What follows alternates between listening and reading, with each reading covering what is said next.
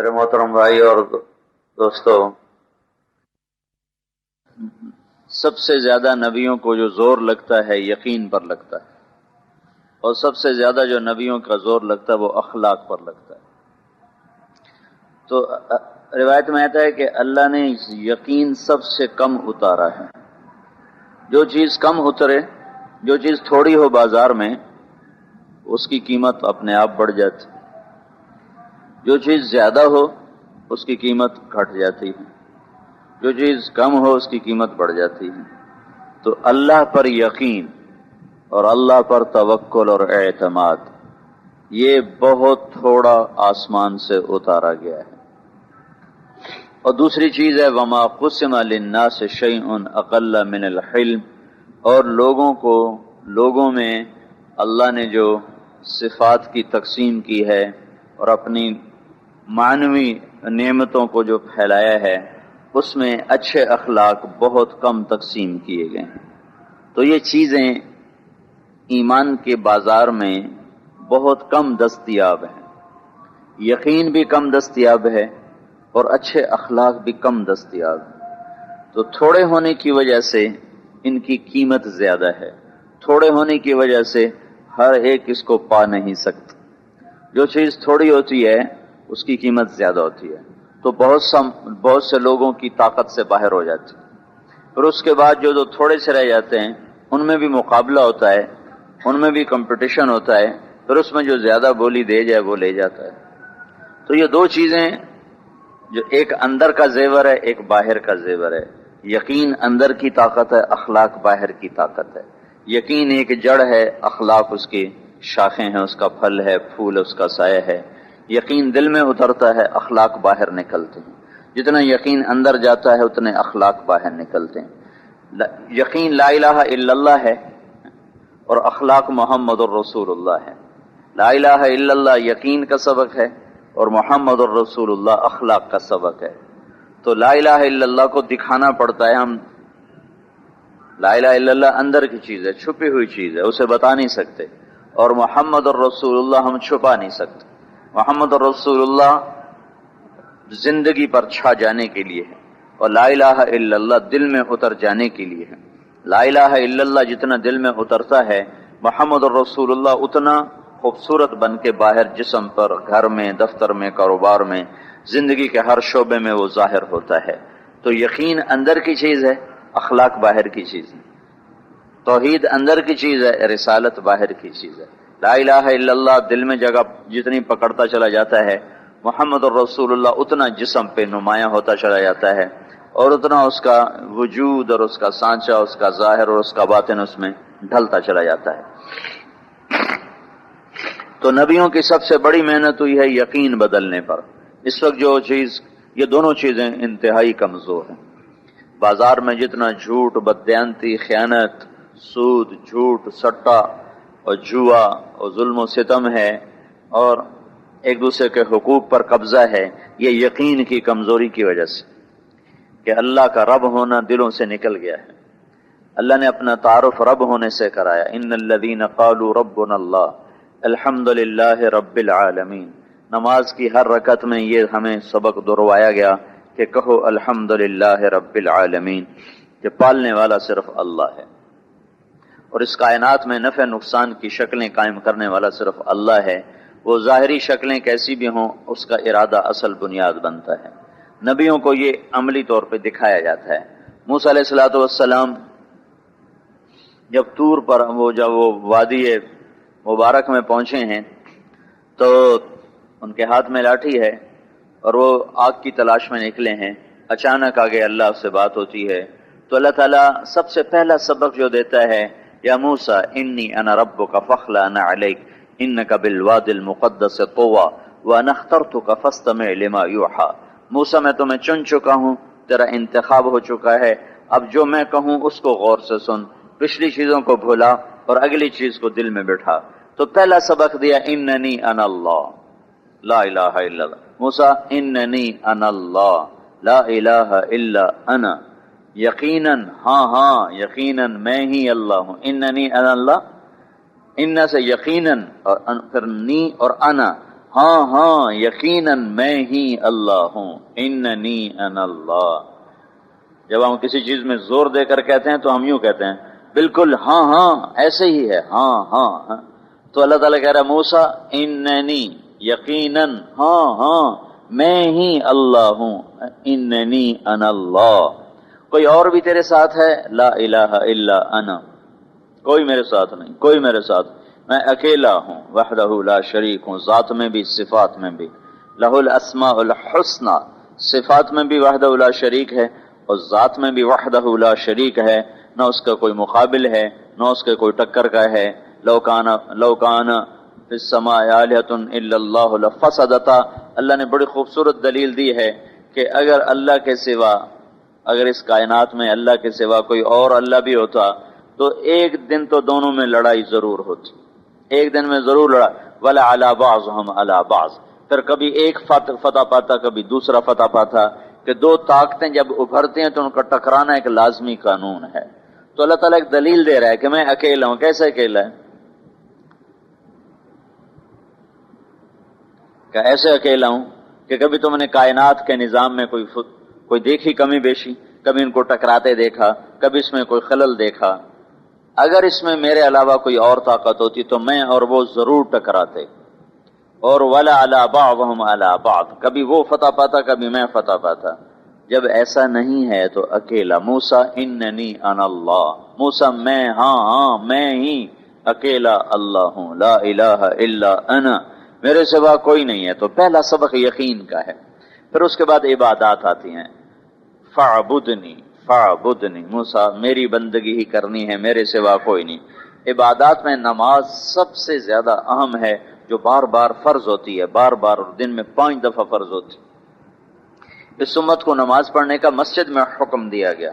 پہلی امتوں کی نمازیں ان کے اپنے گھروں میں عبادت خانوں میں تھیں، ہمیں جماعت بنا کر نماز پڑھنے کا حکم دیا گیا۔ پہلی امتیں اپنی نماز میں اپنی کتاب نہیں پڑھ سکتی تھیں، ان کو کتاب یاد نہیں ہوتی تھی، ہمیں قرآن یاد کروا دیا گیا۔ ہم ایک رکعت میں الف لام سے والناس تک کتنا لمبی رکعت ہم کر سکتے۔ عثمان رضی اللہ تعالیٰ عنہ امیر المومنین تھے، حج پر آئے اور حرم میں داخل ہوئے، اللہ اکبر کر کے نماز کی نیت باندھ لی عشاء کے بعد۔ عبد الرحمن تیمی فرماتے میں دیکھنے لگ گیا کہ یہ کب رکوع کریں گے، تو الف لام میم سے وہ شروع ہوئے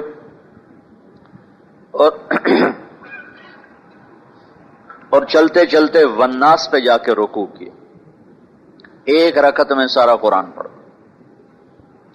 تو ہمیں باجماعت نماز پڑھنے کا امر ملا ہے اور اجتماعی طور پر نماز کا امر ملا ہے، اور 5 نمازیں ملی۔ پہلی امتوں کو 2 نمازیں ملی تھی، ایک فجر 2 رکعت، ایک عصر 2 رکعت، ہمیں 5 نمازیں ملی اور باجماعت حکم وَارْكَعُوا مَعَ الرَّاكِعِينَ وَارْكَعُوا مَعَ الرَّاكِعِينَ، اور کتنی دفعہ قرآن میں دہرایا گیا کہ باجماعت اقیموا الصلاۃ، مل کر نماز کو قائم کیا جائے۔ تو پہلا سبق لا الہ الا اللہ ہے، یقین۔ دوسرا سبق بندگی کا ہے، بندگی میں سب سے اعلیٰ نماز ہے، تو اقم الصلاۃ لذکری۔ اور ان چیزوں سے جو چیز، عبادات سے، توحید سے، اللہ سے جو چیز غافل کرتی ہے وہ دنیا ہے۔ تو اللہ نے ایک دم آرا چلایا، ان الساعۃ آتیۃ اکاد اخفیھا، موسیٰ دنیا ختم کرنے والا ہوں، ختم کرنے والا ہوں۔ موسیٰ کے دور میں اللہ نے کہا تھا بس قیامت قریب آ رہی، قریب آ رہی، تو اب تو اور زیادہ قریب ہے۔ لتجزا کل نفس بما تسعى، تاکہ ہر ایک کو اس کے کیے کا صلہ ملے۔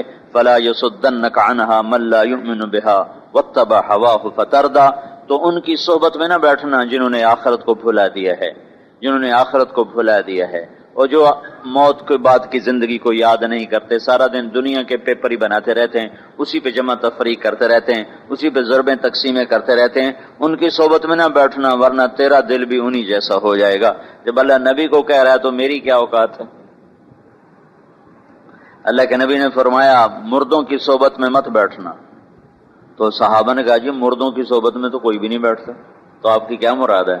کہا نہیں وہ نہیں جو مر گئے ہیں، وہ زندہ جن کے دل آخرت سے غافل ہو چکے ہیں وہ مردہ ہیں۔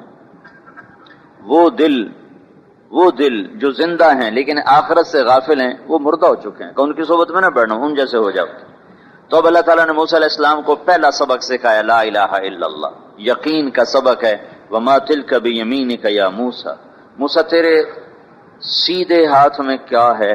کتنی تفصیل سے اللہ نے کہا تیرے سیدھے ہاتھ میں کیا ہے، اور آگے موسیٰ علیہ السلام نے اتنی تفصیل سے کہا ہے یا عصایا، یہ میرا ڈنڈا ہے، اتوکا علیہا، ٹیک لگاتا ہوں، واہش بہا علی غنمی، پتے جھاڑتا ہوں، ولی مآرب اخرى، اور کئی کام لیتا ہوں۔ اور 10 سال کی رفاقت ہے ڈنڈے کے ساتھ، اور یوں اس پر ٹیک لگاتے تھے، ایسے 2 شاخہ تھا، اوپر ایسے ٹیک لگاتے تھے۔ تو اللہ نے کہا القھا، ذرا زمین پہ ڈال دو، فالقاھا، موسیٰ علیہ السلام نے زمین پہ ڈال دیا۔ اس نے ایک پل نہیں لگایا، 1 سیکنڈ، زمین پر گرتے ہی وہ جیسے چیز گر کر اپنے ہی ریاکشن میں تھوڑا سا اوپر جاتی ہے، تو جو ہی وہ ایسے ہوئی تو وہ اژدہا میں تبدیل ہو چکی تھی۔ فَإِذَا هِيَ حَيَّةٌ تَسْعَىٰ، 3 قسم کے سانپ ہیں، ایک ہوتا ہے جان، وہ چھوٹا سا ہوتا ہے، وہ تیز بہت چلتا ہے، ایک ہوتا ہے حیہ، وہ زہریلا بہت ہوتا ہے، ایک ہوتا ہے ثوبان، وہ لمبا ہوتا ہے، یہاں سے چلاؤ تو وہ وہاں تک جا کر اس کا سر پہنچے، وہ تیز نہیں ہوتا، زہریلا نہیں ہوتا، وہ پورا بکرا نکل جاتا ہے، ہرن کھا جاتا ہے۔ تو اس ڈنڈے میں 3 صفات اللہ نے پیدا کر دی، کأنہا جانن، وہ اتنا تیز تھا جیسے وہ چھوٹا سانپ، فَإِذَا هِيَ حَيَّةٌ، وہ ایسا زہریلا تھا جیسے حیہ، فَإِذَا هِيَ ثُعْبَانٌ، وہ اتنا لمبا چوڑا تھا جیسے اژدہا، اژدہا تیز نہیں دوڑتا، وہ تیز دوڑ رہا تھا، اژدہا میں زہر نہیں ہوتا، وہ زہریلا تھا۔ لہذا اب موسیٰ علیہ السلام کا تاثر ایک بشر کے لحاظ سے یہی ہونا چاہیے تھا کہ وَلَّا مُدْبِرًا وَلَمْ يُعَقِّبْ، موسیٰ علیہ السلام جو پیٹھ پھیر کے بھاگے تو پیچھے مڑ کے نہیں دیکھا، ایسی تیز رفتاری کہ پیچھے مڑ کے نہیں دیکھا۔ اب سانپ سر پہ چڑھا ہوا اور موسیٰ علیہ السلام دوڑ لگا رہے ہیں، یہ امتحان ہے۔ اللہ نقصان کی شکلیں دکھاتا ہے تو ہم اس کے آگے دوڑنا شروع کر دیتے، اور اللہ نفع کی شکلیں دکھاتا ہے تو اس کی طرف ہم بھاگنا شروع کر دیتے ہیں۔ تو اللہ یہ کہہ رہا ہے نہ نقصان دیکھو نہ نفع دیکھو، اس میں میرا امر دیکھو، میرے امر کو پورا کرو، نقصان ہو یا نفع ہو اس سے بے نیاز ہو جاؤ، تو میں ہر چیز تمہارے قدموں پہ قربان کر دوں گا۔ تو یہی سبق اللہ موسیٰ علیہ السلام کو سکھانا چاہتے ہیں۔ اب موسیٰ علیہ السلام نے ایک بشر ہونے کے ناطے دیکھا یہ تو سانپ ہے، مجھے ڈسے گا، مجھے کھائے گا، تو میں اس کے مقابلے کی طاقت نہیں رکھتا، بھاگ پڑے۔ تو بھاگتے جا رہے، اللہ نے کہا خذ خذ خذ، موسیٰ پکڑو، کہنے والا اللہ، اور کہا جا رہا ہے موسیٰ کلیم اللہ، اور خوف اتنا چھایا ہے کہ اللہ کو کہہ دیا اللہ میں نہیں پکڑتا، اللہ میں نہیں پکڑتا، یہ تو میں نے کھا جاوے، دوڑ لگائی رکھے، رکا بھی نہیں۔ اللہ تعالیٰ نے کہا خذھا ولا تخف، دوسری دفعہ موسیٰ پکڑو، ڈرو نہیں۔ موسیٰ علیہ السلام نے کہا یا اللہ میں نہیں پکڑتا، میں نے اس کھا جاونا ہے، بھاگتے جا رہے ہیں۔ اللہ نے تیسری دفعہ کہا خذ انک من الآمنین، موسیٰ میں گارنٹر ہوں، تم پکڑو تو میں کچھ نہیں کہے گا، میری گارنٹی ہے۔ اللہ کی ضمانت پہ کھڑے ہوئے، اللہ کی گارنٹی پر کھڑے ہوئے۔ یہ قصہ قرآن میں اتنا اللہ نے دہرایا ہے، اس کے پیچھے یقین کا سبق ہے۔ قصے اللہ قصے سنانا کوئی اللہ تعالیٰ کہانی گو تو نہیں ہے نا، قصہ خواں تو نہیں ہے نا، تو ہر کہانی کے پیچھے ایک سبق ہے۔ موسیٰ علیہ السلام کے ڈنڈا سانپ ڈنڈے میں ایک سبق ہے بہت بڑا کہ کرنے والا صرف اللہ ہے، اللہ ہے، اللہ ہے۔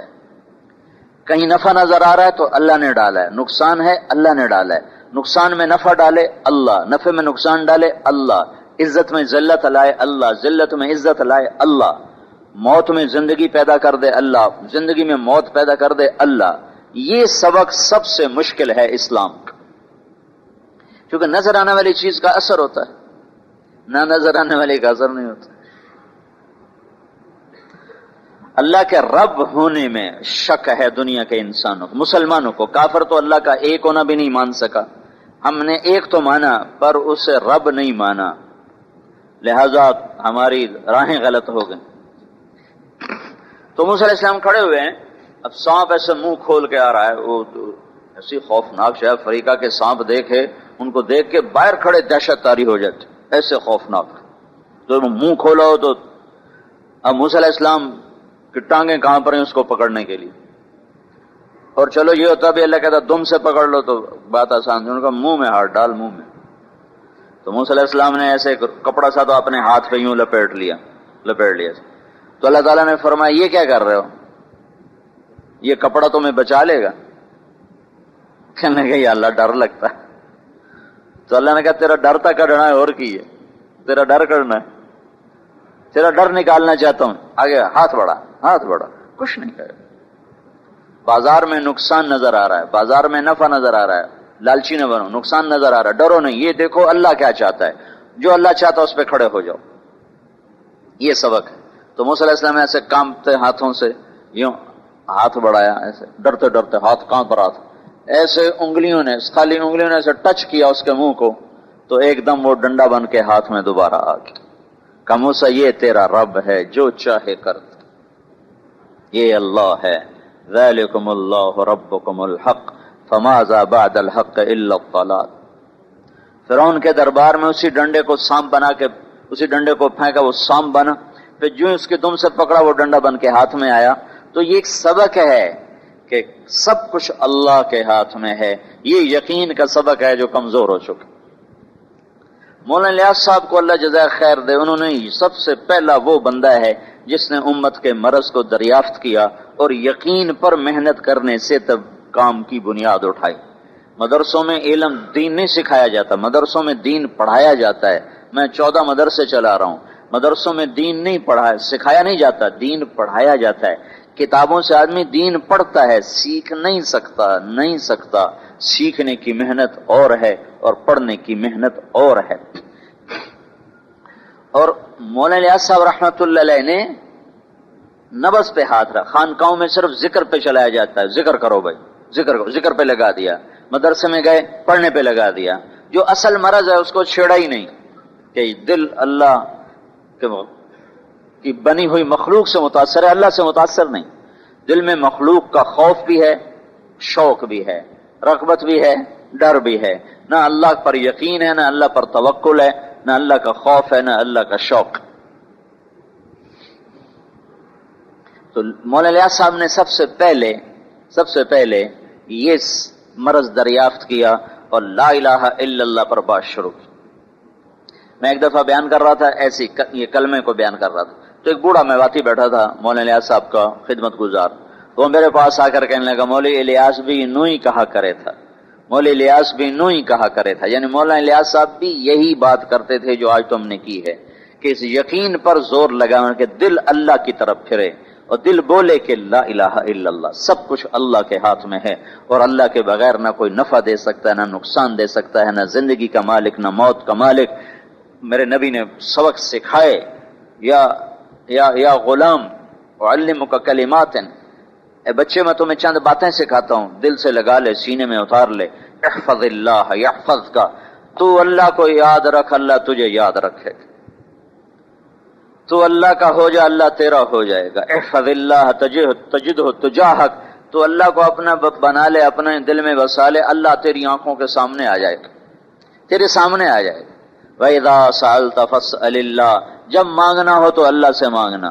وَإِذَا اسْتَعَنْتَ فَاسْتَعِنْ بِاللَّهِ، جب مدد کے لیے پکارنا ہو تو اللہ کو پکارنا. اور یاد رکھ ساری کائنات مل کر، ساری کائنات اجتمعت علی ان ينفعوک بشیء، تمہیں نفع دینا چاہیں، ساری کائنات مل کر تمہیں نفع دینا چاہے. لم ينفعوک الا بشیء قد كتبه اللہ لک، اللہ کے امر کے بغیر تجھے ایک تنکے کا نفع نہیں پہنچا سکتے، وہی نفع پہنچائیں گے جو اللہ طے کر چکا ہے. اور یاد رکھ وَلَوْ اجْتَمَعُوا عَلَىٰ أَنْ يَضُرُّوكَ بِالشَّيْءٍ، اگر یہ سارے جمع ہو گئے اور انہوں نے تمہیں نقصان پہنچانا چاہا تو یاد رکھ لم يضروك الا بشيء قد كتبه الله عليك، نہیں نقصان پہنچا سکتے جب تک تیرا اللہ نہ چاہے. ایک رائی کے برابر تیرا نقصان نہیں کر سکتے جب تک اللہ نہ چاہے. اتنا اگر ہوا ہے تو یہ اللہ تیرے لیے لکھ چکا ہے. وَاعْلَمْ أَنَّمَا أَخْطَأَكَ لَمْ يَكُنْ لِيُصِيبَكَ وَمَا أَصَابَكَ لَمْ يَكُنْ لِيُخْطِئَكَ، جو تجھے تکلیف نہیں آئی اس نے نہیں آنا تھا، اور جو آئی ہے اس نے ٹلنا نہیں تھا. اس حدیث نے مجھے آسرا دیا. جب مجھے ہارٹ اٹیک ہوا تو میں ایک دفعہ ڈپریشن میں چلا گیا کہ میں اتنی ورزش کرنے والا, اتنا پیدل